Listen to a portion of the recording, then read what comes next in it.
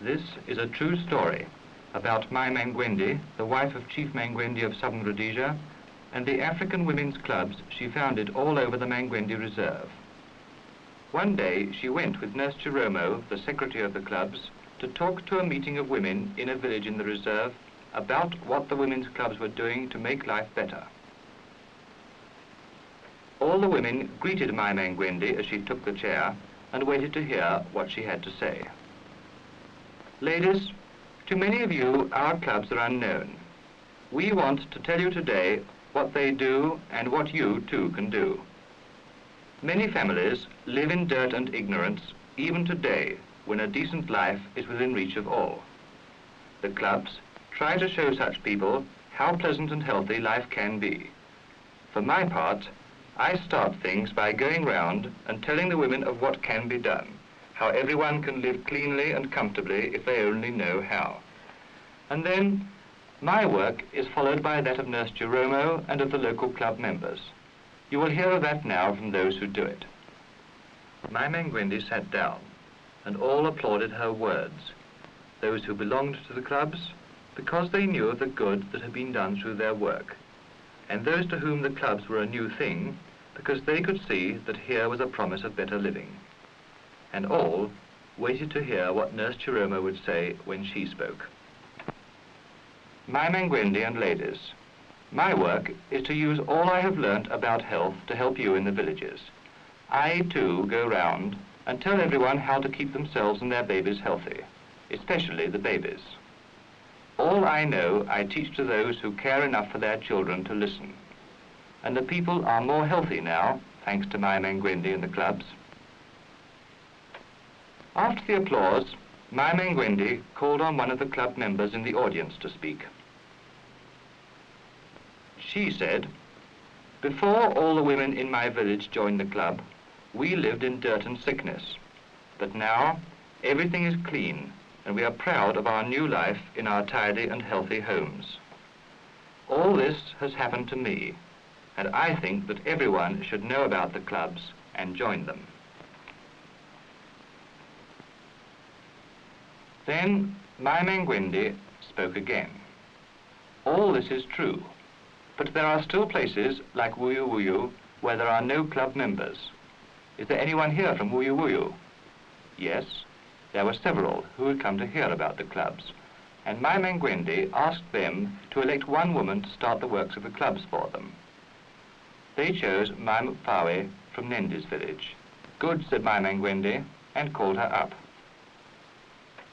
So Mai Mangwende was elected and accepted by Mai Mangwende, the wife of the chief, to be the club leader and representative in Wuyu Wuyu. "You are one of us now," said Mai Mangwende to her, "and I am happy that it should be so."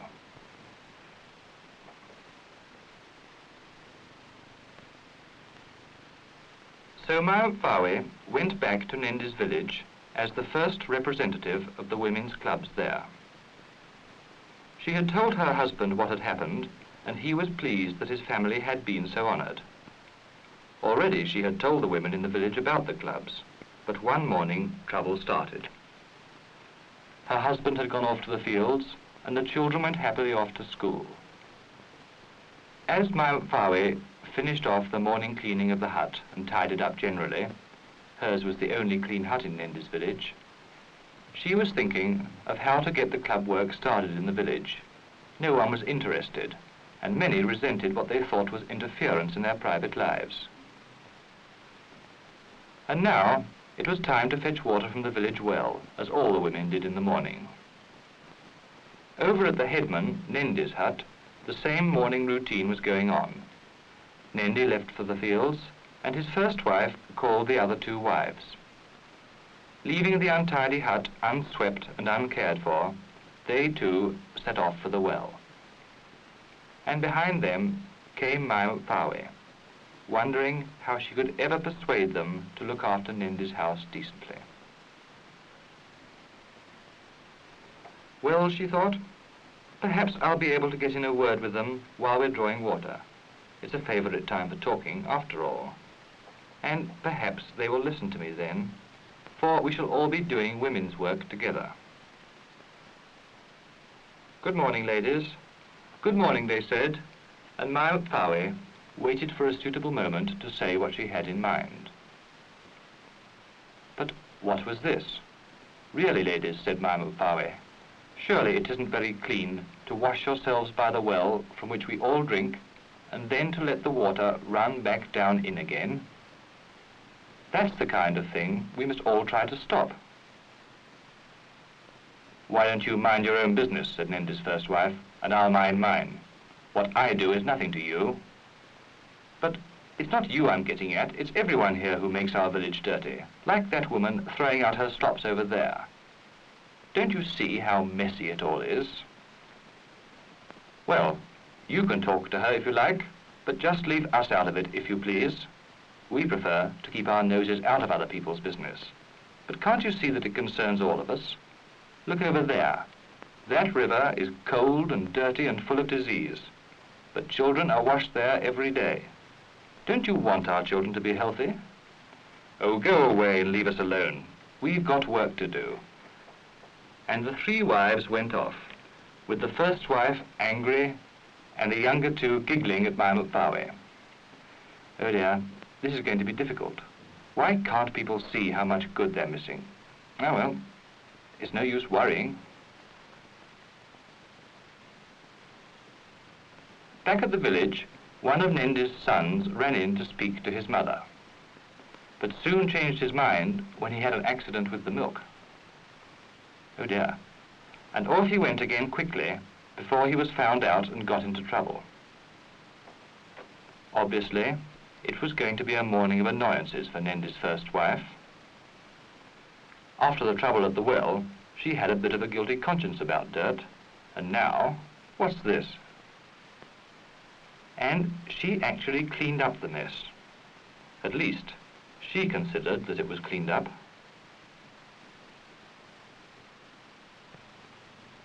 But then, Nendi arrived back from the fields. He had been working hard and was tired and snappy and more than ready for his morning meal. What's this mess, he said. Clear it up. I've done it once. Still, if you say so. Nothing's going right this morning. What a life. That doesn't help my work, you know. Nendi's wife lost her temper. It was too much. More trouble and Mai Mangwende again. Mai Mangwende went unhappily back to her hut. She didn't want trouble, but she had been chosen by the chief's wife to make the village clean and healthy, and wasn't going to give up easily. And once the people understood, they would all work together and life would be more pleasant. But there was so much to do, and it would have been easier if Nendi's wife had been on her side. But Nendi's wife wasn't on her side. What are you going to do about that interfering Mai Mangwende? Is she the headman of the village now? Why don't you do something? Me? Not likely, my dear. You women are quite capable of settling it yourselves. Besides, I'm busy. But if Nendi was busy, his wife wasn't. Yes, we women are quite capable, she thought, of settling it ourselves. Well, ladies, and what do you think of our Mai Mangwende now? Ever since she came back from that meeting, she's done her best to make our lives a burden. Says she's doing what Mai Mangwende told her, but I wonder, don't you? Why should she set herself up like this? Mark my words, there's more in this than meets the eye, ladies. We'd better watch out. And quickly, doubts and lies spread about Mai Mangwende. Before long, her life was unhappier than ever before. Some of the women feared her, some mocked her, and all hated her. Every day brought some new trouble or insult. She had always been popular with the children of the village and often stopped to talk to them. But now, what are you doing with my children? Leave them alone. Oh, yes. Come on inside, children. I don't want you mixing with strangers. it was the same everywhere. Nendi's wives had made life unbearable for Mai Mangwende, and though she went on as if nothing were wrong, and was as polite as she always had been in the traditional way, no one was ever polite to her. Most of the women never spoke to her. She was alone in her own village, where she had once been happy.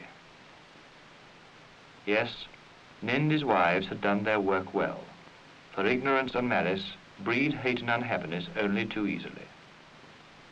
The village life went on just the same for everyone else, but there was none of it for Mai Mangwende. She lived friendless and walked alone. And now, on the way back to her hut, there was even further humiliation waiting for her. Oh, I'm sorry. Oh, it's her. That was the last straw. Mai Mangwende talked things over with her husband and, with his permission and encouragement, decided to go off back to Mai Mangwende, tell her all that had happened and ask for her help. So now she had got everything ready and was about to leave. Her husband, who had stood by her and encouraged her all this time, came to see her off, and with a few final cheerful words bade her farewell and wished her a pleasant and successful journey. And so Mai Mangwende set off for the chief's house at Mrewa, back over the road along which he had come full of enthusiasm after the meeting only a few weeks earlier. Things were very different now, she thought. When at last she arrived at Chief Mangwende's house at Mrewa, she found that the chief was about to take leave of his wife before he went off. Mai Mangwende greeted him as chiefs are greeted, and waited at a distance until he had finished speaking with his wife and gone on his way, before she approached Mai Mangwende to speak to her. Mai Mangwende welcomed her as a friend and asked her for news of the club's progress in Wuyu Wuyu. Sadly, Mai Mangwende told her of her troubles. "It's no good," she said. "I have failed. The village is as dirty as ever, and all the women ignore me except to insult me." And she told Mai Mangwende all that had happened from the beginning. The chief's wife listened very carefully and thought out how she could help Mai Mangwende, who, she said, could do no more. It was too much for her. "I will help you," said Mai Mangwende. "Two of my best club members here shall go back with you, and the three of you shall be my representatives to Nendi." The next morning, all three women were given final instructions by Mai Mangwende. "Go to Nendi's village," she said, "and say you come from me.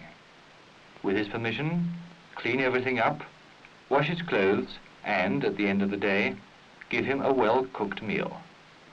In fact, show him what cleanliness and comfort can mean to him and to everybody. Goodbye, and the best of luck to all of you." And she watched Mai Mangwende off as she went back to try again, with new help and new hopes. For now, things were different.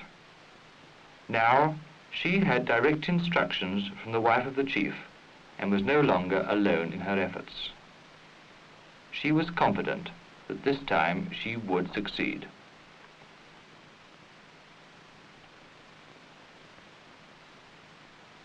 Nendi knew that Mai Mangwende had come from Mai Mangwende, and so, when he saw her and the other two as they returned, he made a point of coming with his wives to meet them, since they were all envoys from the chief's wife.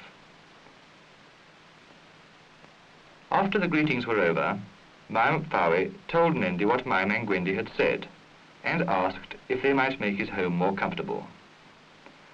"Certainly," said Nendi, and told his wives to go with the three women. And so it all started. One of the women showed how easily the outside could be swept up and made tidy, and the second wife watched and helped.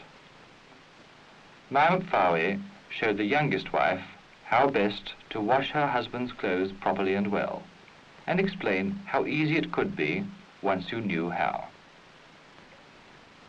And so, that wife took over. And before long, all Nendi's things were hanging out, cleaner than they had been for a long time. Nendi's first wife was shown by the other woman how to cook a really good meal that would be enjoyed by everybody by the new, simple methods. All this, and much more beside, was done that day. And toward the end of the day, when Nendi came to see what had been done, he hardly recognized his house or its surroundings, and his evening meal smelt more appetizing than ever before. He began to see how much could be done, and realized that Mai Mangwende's ideas were worth supporting. He was full of praise for what had happened, and told his wives that they were to join the club and always to work in the new way. And they obeyed him, and so, thanks to Mai Mangwende, it was not long before Nendi and his wives found themselves living in such cleanliness and comfort as they had never realized was possible for ordinary people. And life was happy in the village again.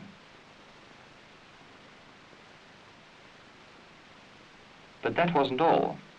Nendi had seen what could be done, and determined that all the village should enjoy the same advantages. Mai Mangwende had his confidence and that of the villagers now, and the club's activities were in full swing. With her help and instruction, everyone learned about looking after their babies properly. With Nendi still leading the way, all the families in the village dug pits for rubbish, so that the village became clean and healthy. They all learnt about the new ways of cooking tasty meals from Mai Mangwende. And Nendi saw how much better life was now, and came and thanked Mai Mangwende publicly for all that she had done and was doing for the comfort and health of the village. And so the women's clubs prospered in Wuyu Wuyu.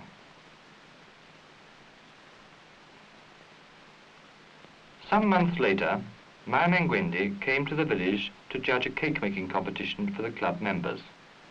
Everyone waited to see who would bake the best, and Mai Mangwende held up the winning cake. It had been baked by none other than Nendi's first wife. She was very pleased, and was congratulated by Mai Mangwende and the committee members. She was applauded heartily by all the people of the village, not least by Nendi himself. Everyone was pleased. Mai Mangwende cut the cake and sent it round for the men to taste. They all took a bit and tasted it. "This is good," they said. "We must get our wives to make cake like this." And Mai Mangwende and Mai Mangwende looked at this once backward village of Nendi and were well satisfied.